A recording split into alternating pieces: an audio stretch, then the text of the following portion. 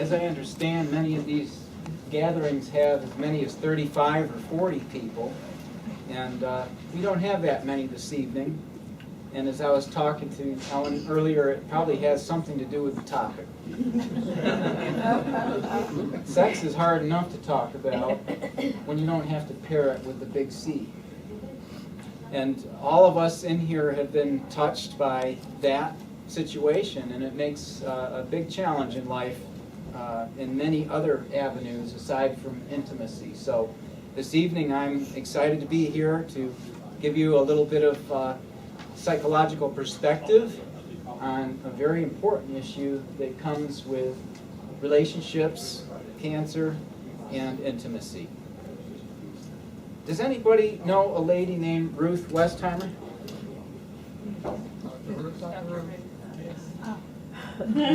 Ruth Westheimer was born on June 4th, 1928. An American sex therapist, media personality, and author best known as Dr. Ruth. The New York Times described her as a Sorbonne trained psychologist at the university in Paris, France, who became a kind of cultural icon in the 1980s. She ushered in the new age of freer, franker talk about sex on radio and television, and was endlessly parodied for her limitless enthusiasm and for having an accent, I like this, only a psychologist could have. Have good sex? So, a great lady, and she's 87 years old and still going strong. And on the heels of that, she's a hard act to follow because she's done such a good job with getting people more comfortable, hopefully, and more able to talk about a very important thing.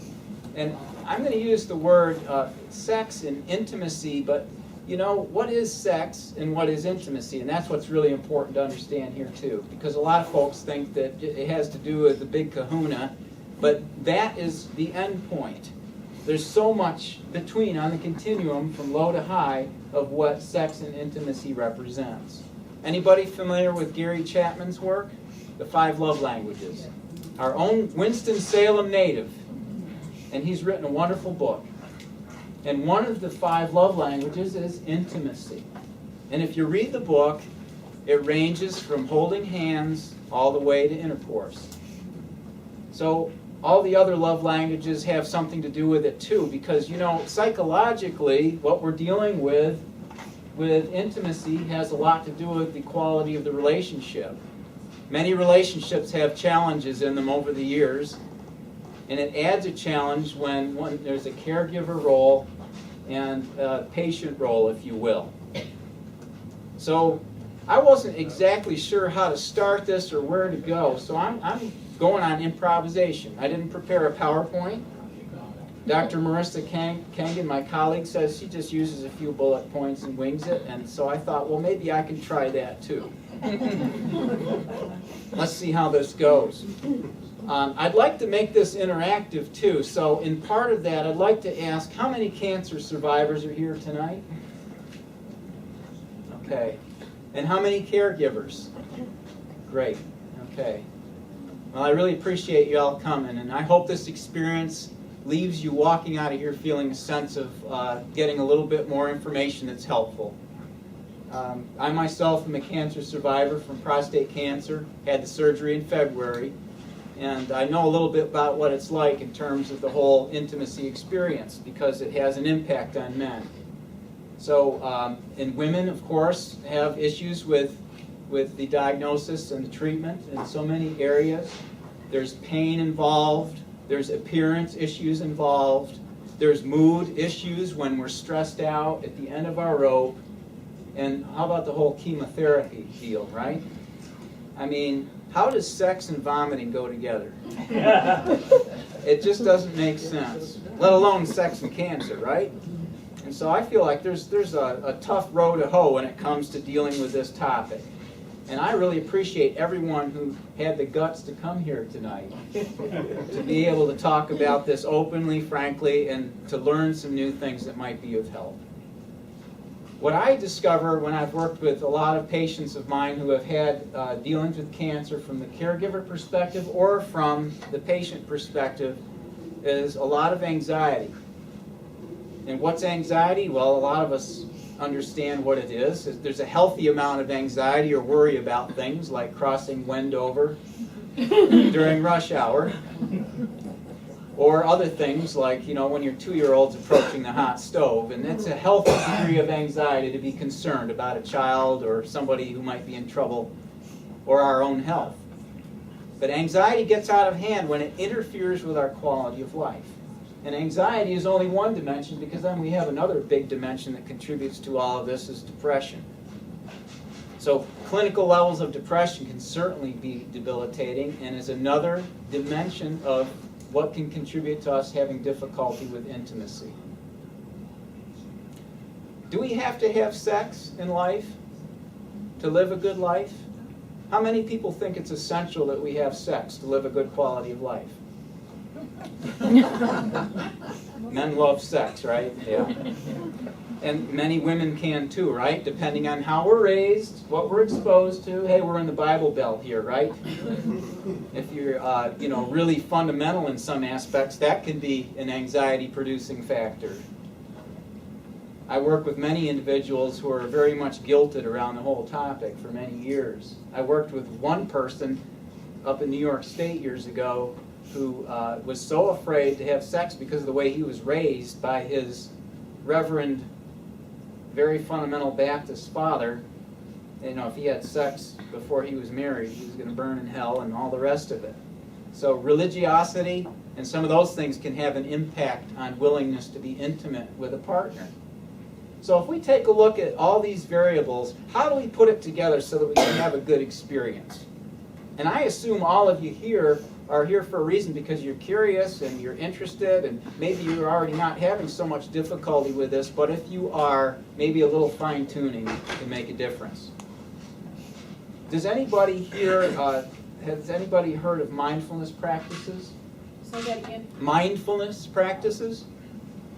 It's a big wave in psychological treatment, even though it's thousands of years old. It's been practiced in the Far East for a long time. And mindfulness is simply defined as being in the present moment to the exclusion of distractions that might include future tensing, like, oh my gosh, I'm not going to have enough money to pay the Duke Energy bill at the end of the month, to past worries, living in the past, a lot of concerns about things that used to happen a long time ago or even yesterday. And what that does is it prevents us from living in the present moment, right now. There's a cute little cartoon that I had in my office of a woman and a dog walking in a field. And there's trees in the background, and the sun's in the sky, and some little clouds. And the question at the bottom is, mindful with 2 L's, or mindful with 1 L at the end? The woman has a thought cloud with all this stuff going on in her head about past and future issues, and the little dog's thought cloud is just seeing the beauty around, being in the present moment. Mindfulness is a very powerful approach to help people be in the present when it comes to intimacy. Mindfulness is not occurring when mom and dad are about to be intimate at 10 o'clock after all the kids are in bed, and dad made sure that the master bedroom door was locked, but halfway into their foreplay, mom says, what if the kids come in?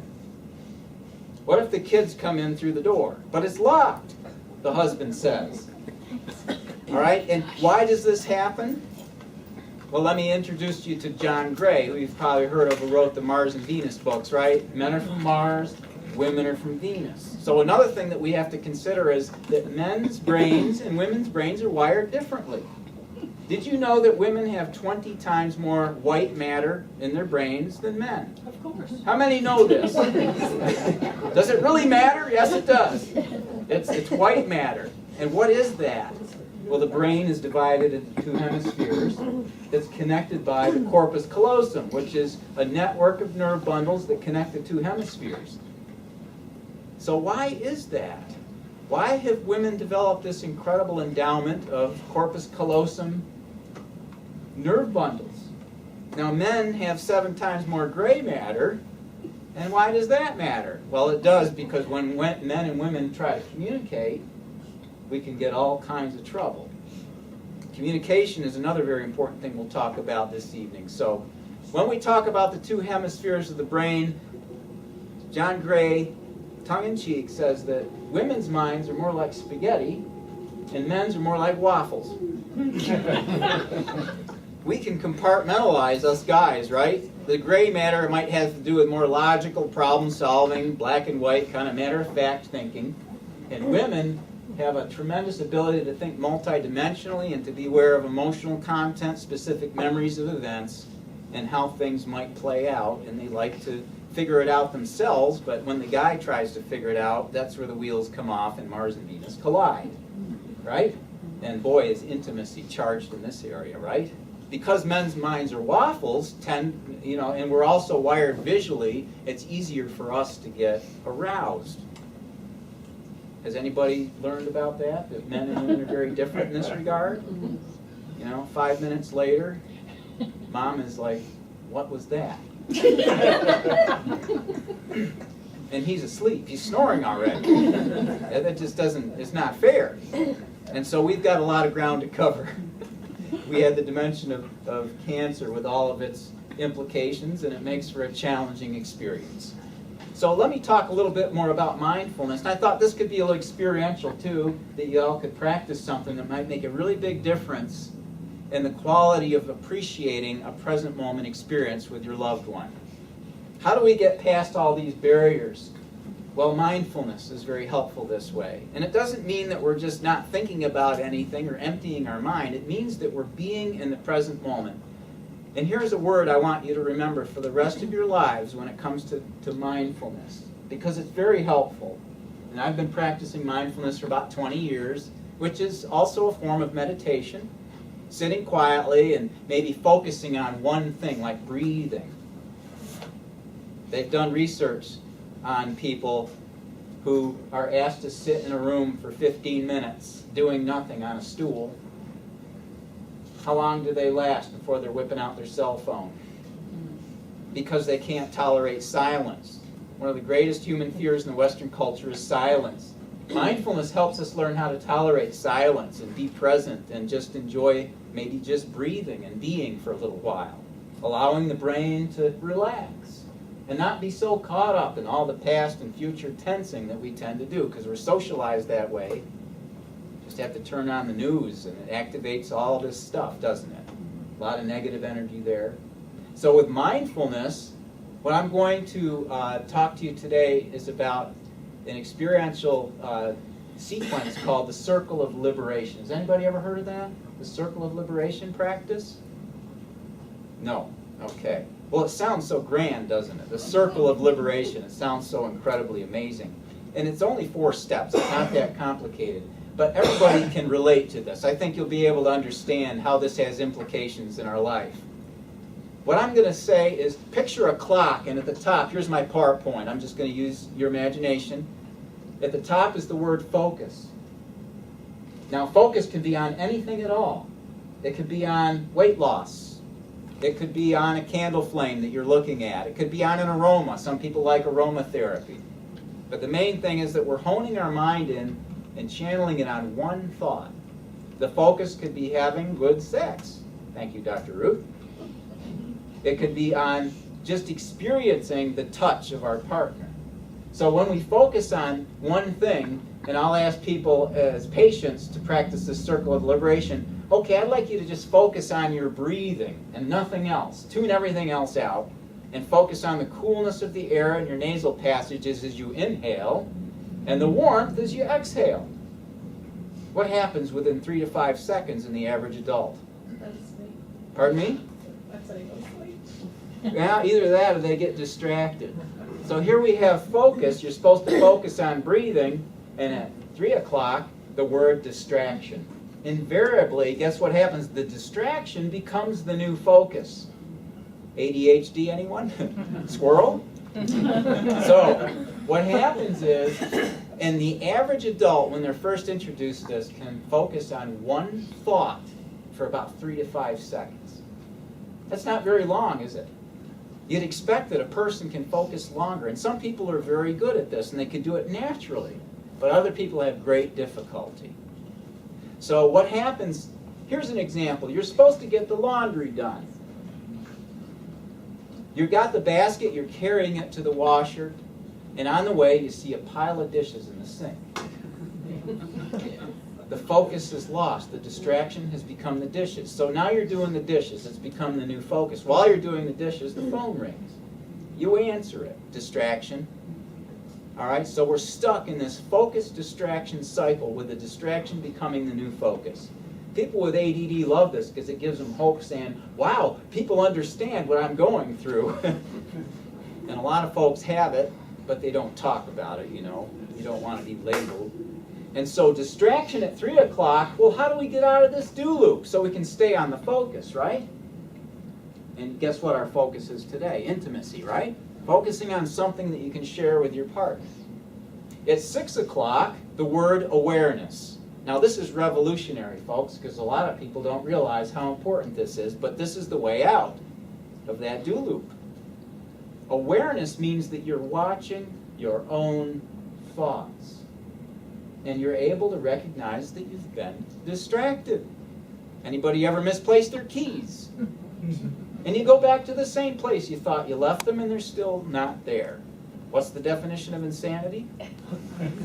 Huh? Yeah. Expecting the same outcome. Exactly. Expecting a different outcome, right. And so what happens here is when we're aware that we've been distracted, we'll at least have a chance to do something about it. And the next, at 9 o'clock, right, from your perspective, it's over here, right? Yeah. It's 9 o'clock over here. I'm doing the mirror thing. 9 o'clock's over here. Just when we get distracted, we become aware we've been distracted. At 9 o'clock, release the distraction. Well, how do we do that? How do we release the distraction so that we can go back to the focus? See, we're going around 4 steps. Focus, we get distracted, we become aware we've been distracted, we release the distraction, and we return back to the focus. Well, we all have to breathe, don't we? I don't think we could last too long if we don't inhale and exhale. And just think about that from your day of birth. You've been breathing in and out your whole life. I hope there's no OCD people in here because now they're going to start counting their breaths maybe, right? All right, so we get to this awareness that we've been distracted. How do we release the distraction? Well, with breathing, we exhale carbon dioxide. How long can you live on that stuff? You see those movies, they're all caught in the mine, there's been a cave-in, right? And the candle's starting to get dimmer because the oxygen level's running down. We can't breathe our own air very long and survive. So we're releasing a toxin and inhaling a life-giving substance, 20% of which is in our atmosphere, oxygen. Amazing. How we take this for granted, and yet it keeps us alive. I'll tell you, when you can't breathe very well, it gets our attention. And so release, exhale, and on the inhale, we return back to the focus. It's really good for breathing. So what I would encourage you to do with mindfulness is to practice this, and to learn it, and to read about it, and to experience it. Mindfulness practices with breathing is a very relaxing thing. And it can help us to be able to be in the present moment. Now, what are we being in the present moment with? Well, it really depends. Because in the present moment, if you're with your partner and you want to enjoy intimacy together, which doesn't have to be absolutely all the way to sex. It can be just a shoulder massage. It could be a hand massage. Has anybody here gotten a massage and enjoyed it from a massage therapist? Oh my gosh, you walk out of there like a complete wet rag, you know, it's just so relaxing for many people. And a really good massage therapist, you pay them good money because they know what they're doing. But you know, each one of us has the capability of learning what is enjoyable touch. A lot of people are uncomfortable with this because they're not sure. And how do we all learn about sex? Well, it's rare that our parents teach us. I've found anyway, as a psychologist, people tell me their sexual history, and I often learn that they learned it in the locker room, or from porn, or reading Playboy magazine, or from their friends somehow. Are they good sources? Well, questionable. Depends on what they know and what they're sharing. And so when we talk about how we've learned about sexuality, This is important when it comes to how we evolve as sexual beings in relationships. And if we're in a marital relationship or we're in a partnership where intimacy is a part of it, and then somebody develops cancer, it kind of throws a bomb into something that already can be complicated by other things. And that's why Gary Chapman wrote his book, 5 Love Languages, and John Gray wrote Mars and Venus, because men and women are different. We have communication challenges. So I'm teaching you mindfulness for the relaxation part, and then for the part that has to do with learning to be able to touch and be with each other comfortably, I'm going to introduce something that Masters and Johnson came up with. Anybody hear of Masters and Johnson, the famous research on human sexuality in the 60s and 70s? And they have an exercise called sensate focus. Has anybody heard of that? Sensate focus exercises. This you're going to love. If you're here tonight, it's because you're interested in touch, being touched and touching. This human body of ours is endowed with so many nerves. It's amazing. It's mind-boggling. And certain parts are innervated more than others. If the ceiling started coming down on us, are we going to go like this, or are we going to go like this? The back, shoulders, those are protective. If you see these initiations in gangs where 5 guys beat up on one to see how tough they are, that guy curls up in a fetal position and covers all the delicate parts. For intimacy, we have all these wonderful nerves, and it's a gift. And so sensate focus helps to get in touch with each other, literally and figuratively, in a beautiful way. Masters and Johnson were brilliant in developing this, and it's this simple. For 20 minutes, ladies first. Is that fair? Is that okay? Ladies first. Lie down, fully clothed, and the man touches her from top to bottom, all the way down. No contact with genitals or breasts, but with other parts of the body, stroking the hair.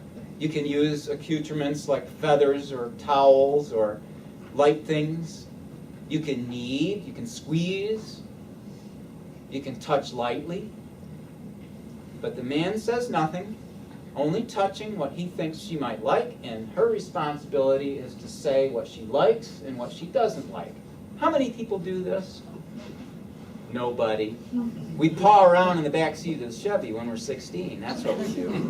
We don't know what the heck's going on. We just think that we're doing the right thing.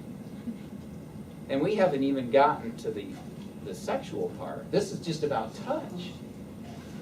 And then you take turns. 20 minutes, the man lies down, woman, still no genital contact. It's all about just touching. I've worked with a lot of couples who have had intimacy issues over 20 years without cancer. And it's tough. And I teach them the sensate focus exercises, and half of them don't practice it. Hey, if you don't play, you can't win. You've got to practice if you want to get good at something. And so practice is essential. This is for 2 weeks with no sex.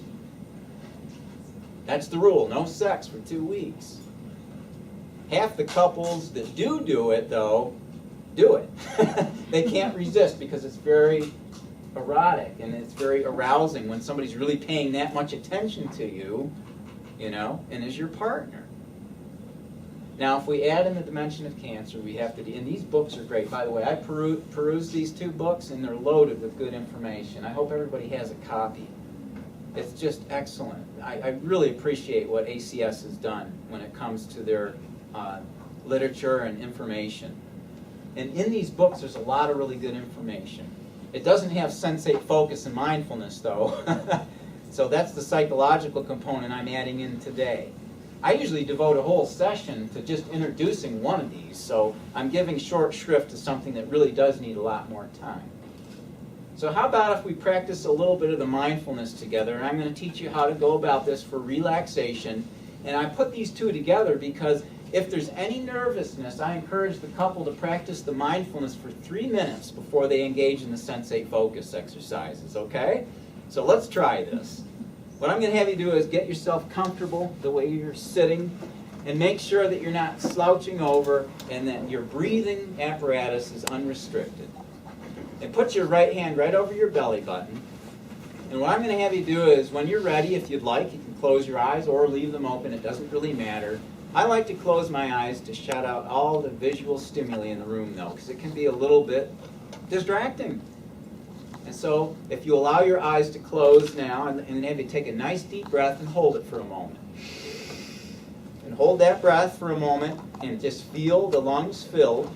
And now just release and kind of sigh when you let it out. Just sigh and relax. Let the shoulders relax and resume a comfortable aspect of breathing.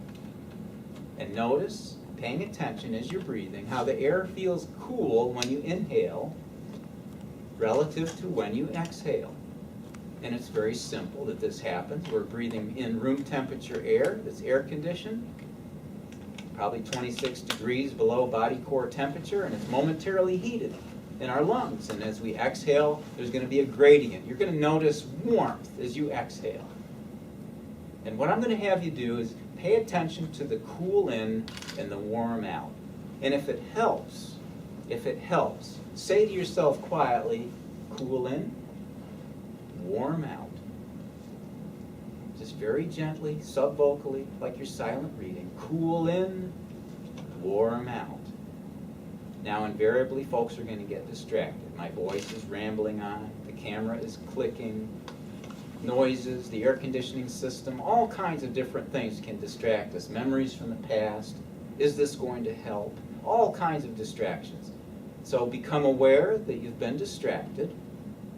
On the next exhale, when you release the carbon dioxide and breathe out, come back to the focus. That's all there is to it. And do this as many times as you need to, each minute that passes, without judgment, without impatience, allowing yourself just to be and breathe for a little while in quiet, practicing the circle of liberation. Now, I'm going to run through it one more time, and I'm going to fall silent for only 30 seconds. I'm not going to torture you with 3 minutes of silence. But eventually, with daily practice, 3 minutes will be easy, and you'll be wanting more.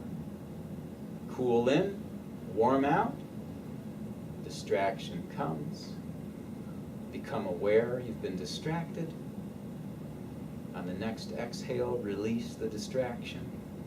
Returning back to the focus on the next inhale, especially that it's life-giving oxygen that you're grateful for, that you appreciate, putting you in the present moment. You're sitting in chairs, you're breathing in and out, your feet are on the floor.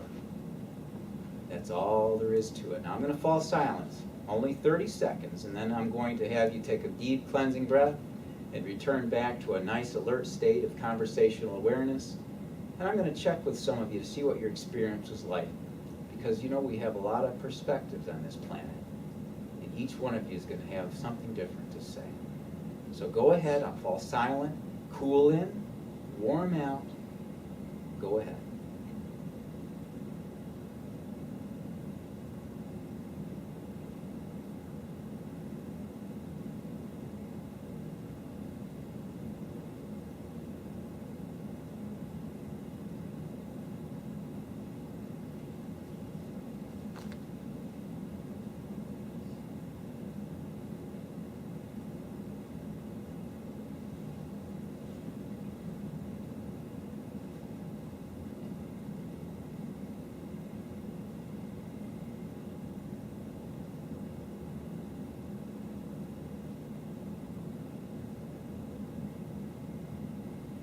Okay, take a nice, deep, refreshing breath and slowly open your eyes and come back to a nice, alert state of awareness.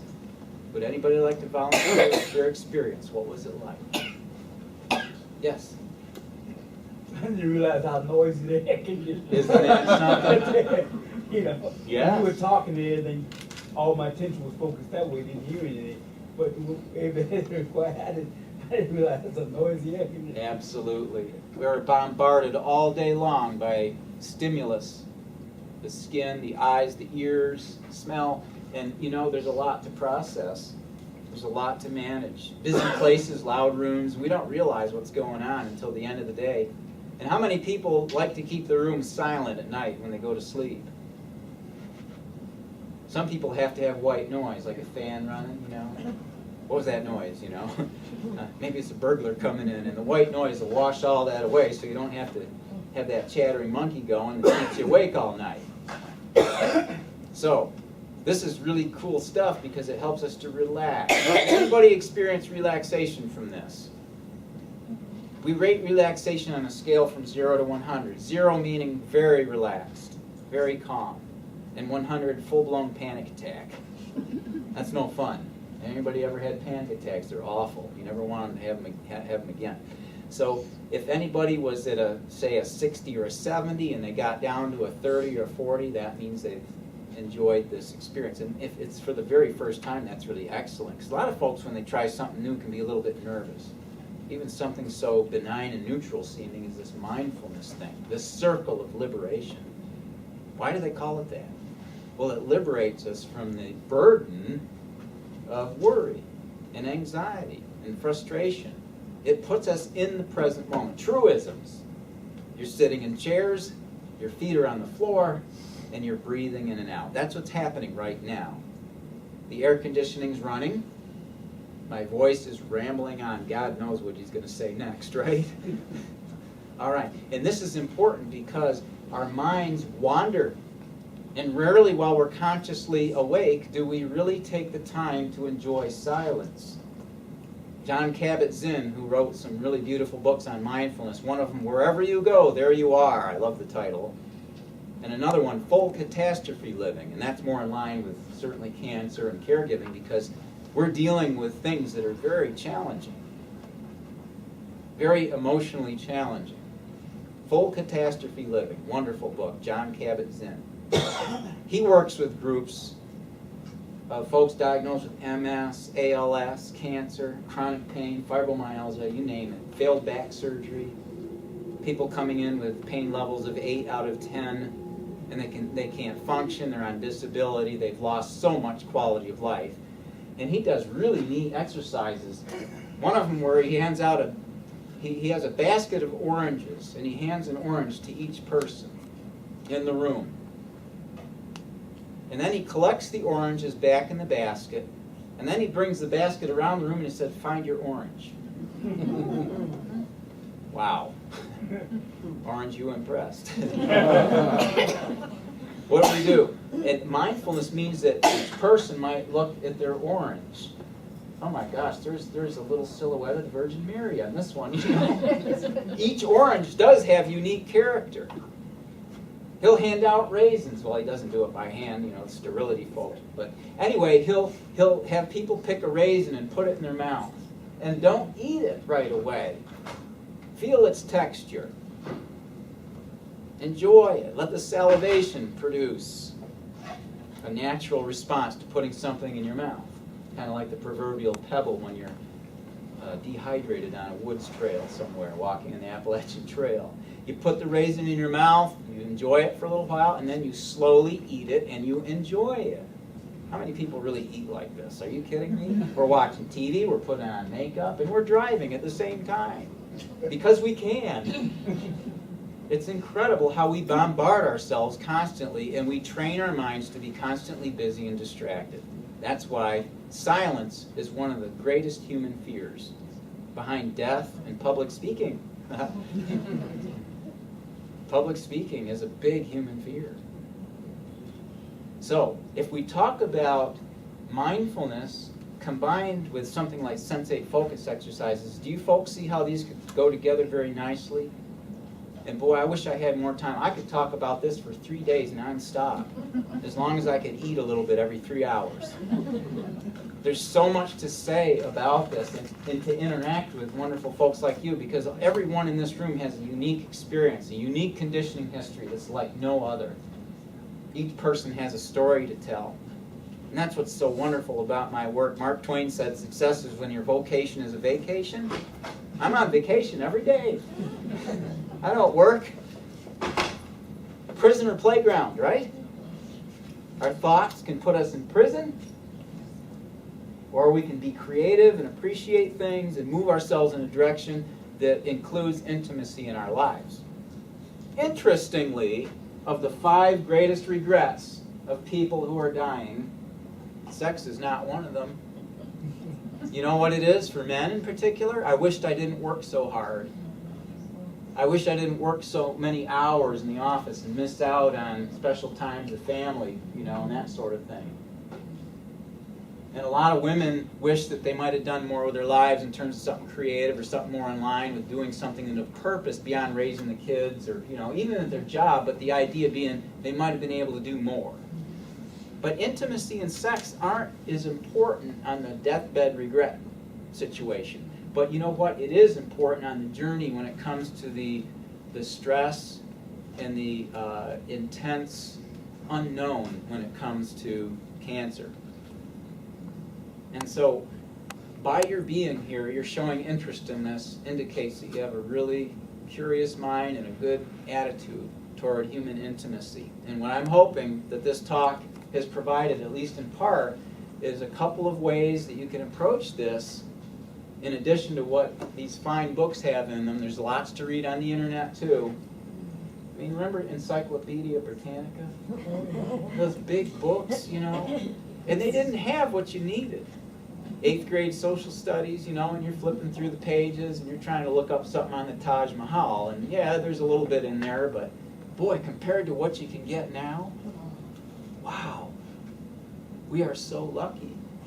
And our kids complain, don't they? And they have no idea. So, any questions? Can I make this a little interactive before we wind up and start the breakout sessions? Anybody have a thought or they want to share their experience, anything about what's been talked about this evening? Any questions? I'm here to help. Well, go ahead. Yes, ma'am. I really like the concept of the circle of liberation. I never had thought of it. Of course, I experienced it, but I didn't put a name or a word association with that. So that and mindfulness, I am anxious to practice that. Although I love silence. Yeah. And my husband loves noise. Aha. Yes. Yes. First thing in the morning is the TV. For me, it's quiet. Peace and quiet. Is he an extrovert? Outgoing? Football season, yes. It gets real loud. Yeah. Summertime, he's a little golfy, much quiet. Quieter in the summertime. Mm-hmm. Yeah. Well, each one of us is different this way, and when it comes to the noise silence thing, that can be an issue all by itself.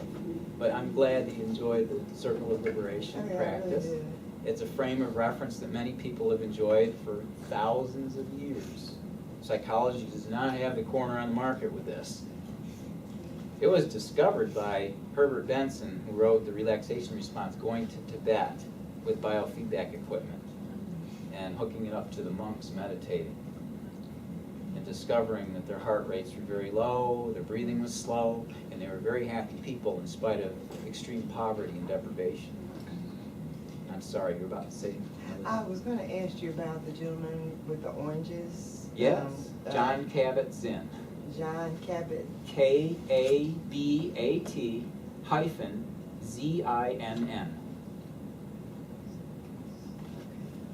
Yeah, good stuff. Wherever you go, there you are, and Full Catastrophe Living are two of his great books. Full Catastrophe Living has a lot that could be helpful for anybody dealing with cancer, end-of-life issues, terminal cancer, or just wondering if they're going to be okay. Me being one of the lucky ones having the prostate yanked out, my latest blood work 6 months later was 0 PSA. So I'm really thrilled about that. Thank you. Anybody else have any thoughts or questions or comments? Yes. Yes, ma'am. I guess that for me, I didn't necessarily know the difference between the disinterest after cancer, because it wasn't, I may not have been that much interested before. That can happen too. That kind of, I didn't realize that, but then I kind of read some things and just realized that the interest level really was depleted after cancer. Absolutely, and for so many reasons. But if we look in the DSM, it breaks up the disorders, for example, if you want to call them that, of sexual functioning into 4 cycles. There's 4 cycles of the sexual response. And first you have to have desire. And you could put this to anything, like driving a car. Some teenagers aren't interested in learning how to drive when they turn 16. I think that's nuts, but, geez. Independence, freedom, wheels. So, desire, and then arousal. We get excited, physically. That's where the blood engorgement does all kinds of amazing things, and it used to be better than it was, maybe, but, arousal can be affected. And then we have orgasm, and then we have the refractory period. You've seen the Cialis commercial, we're in the bathtubs. Well, that's the refractory period, they're just chilling afterward. A lot of good advertising out there, but it's important to know that, if a person has low desire before cancer, for example, is that bad? Well, we can live without sex. It's not necessary. For reproductive purposes only, right? For medicinal purposes only, yeah. And if we look at sex is not necessary, as human beings, though, we're the only living organisms on the planet who have it outside of some type of estrus cycle, right? I mean, we don't need to have the pheromones going out there to stimulate it occurring. And so we can enjoy it, we can choose to or not. It's like almost anything. A lot of people have bad experiences with it. God forbid, incest, molestation, rape. All kinds of horrible things happen to people around the sexual experience. But so does it with cars. You can drive a car on your 16th birthday. Here, honey, here's your brand new BMW. And she wrecks it. And, God forbid, maybe she loses a limb. Does that make somebody enthusiastic about wanting to drive a car? It all depends, right? On many factors. How do you tell the story of the experience? And another very curative aspect around sexual desire aspects is cognitive behavioral therapy, which just has to do with identifying thoughts that we might have or appraisals of our experience. How do we tell the story? And if it's not helping us, challenging that and questioning it, asking ourselves, is this really a good idea? What would I tell my best friend to do? How come we can be our own worst enemy sometimes, right? And then reframe it into something that gives us a better outcome. Cognition, thoughts, appraisals, all interchangeable, right? What's this? Glasses. We have a cognition, or a template in our brain somewhere, a neuronal structure that our eyes recognize somehow because there's neurons organized in our brain that see glasses. We're familiar with these. Glasses. That's an activating event. Me saying, hey, what's these? An activating event, happening constantly. Hey, honey, you want to have sex tonight? I know you had chemo yesterday, but that's an activating event. And it could activate all kinds of things, from frying pans to, well, what the heck, and everything in between. So if we take a look at that, activating events are constantly impinging on us all day long. We form a cognition or a belief or an appraisal. These are glasses. We can't do much about activating events. They happen. Did you just hear the train? Who heard the train? Okay. A lot of trains go through High Point. Activating event. I assume it was a train. I wasn't there. Up in Auburn, New York, where we didn't have trains, there was a kid who had a little red pickup truck, and he had train horns on it. And when I first moved there, I said, there's no trains around. Where's that coming from? Oh, that's the kid with the pickup truck. And so we assume a lot of things based on activating events. The belief that we have, we can work with, but the activating event, we can't do anything about. You cannot take back, nobody can take back that I said, hey, what are these? Right? But we can do something about the belief. Could these be used as a weapon?